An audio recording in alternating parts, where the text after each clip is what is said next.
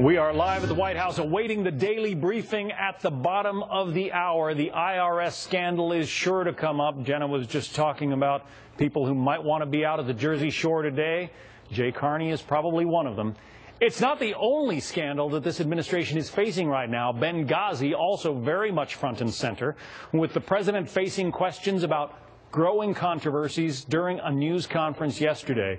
And a Washington Post op-ed now taking issue with the president's answers. They write, quote, "Outrage is appropriate, but Obama's response did him little good because it failed to get him out in front of the scandal. Rather than taking quick action, he has left himself at the mercy of events and will be called to respond as details dribble out." This was exactly his problem with Benghazi. Obama correctly said that the squabble over the talking points is a sideshow, but his administration wrote the script for this sideshow by not getting the details out quickly. And today, a new scandal, this one centering on Eric Holder and the Justice Department, and accusations that that department secretly seized 2 months' worth of telephone records from reporters and editors at the Associated Press.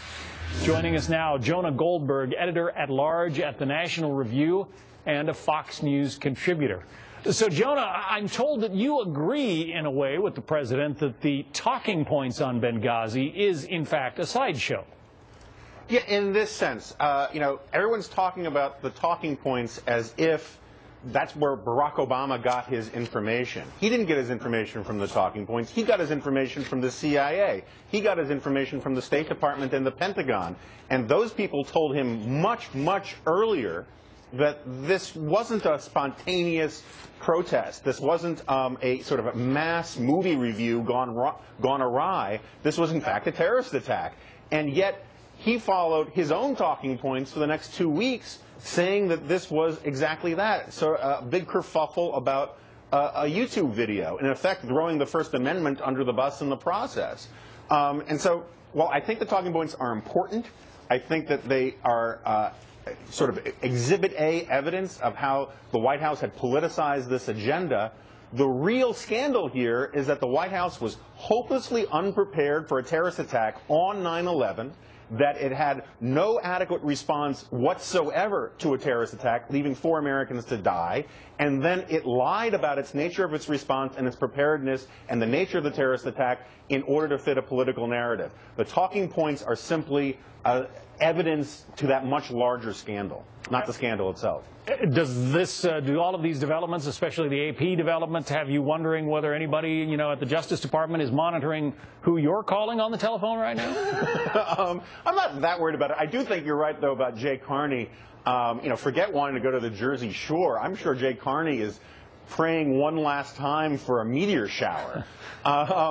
He's having a very bad time, and deservedly so, because the White House is getting all this stuff wrong. And the interesting thing about the AP story was that that was the last constituency left for the White House to sort of anger in the last week. Even the diehards like the Daily Coast bloggers said that the AP story was a real scandal.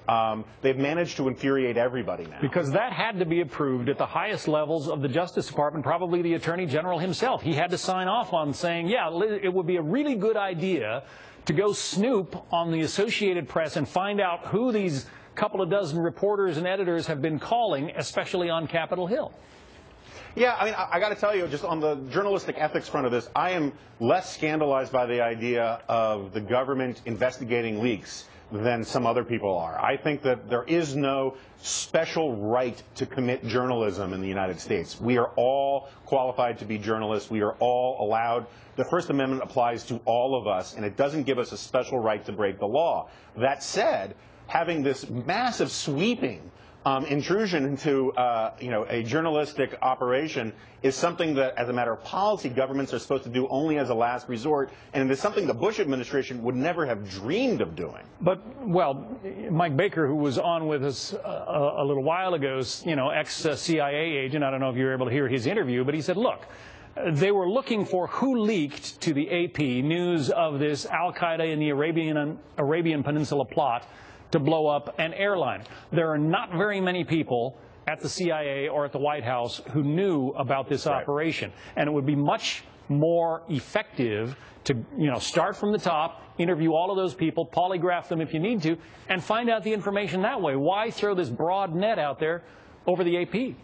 I agree with that. The amount of hostility that this administration has showed to the journalistic press, who, like battered wives, keep coming back for more, is just shocking to me. There's every reason to believe that this was an attempt to essentially intimidate the press. I don't think it was necessary, and the Schadenfreude alone is its own reward in this story.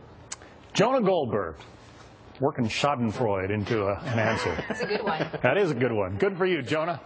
Good to be here. Word of the day. All right. I'm going to use that in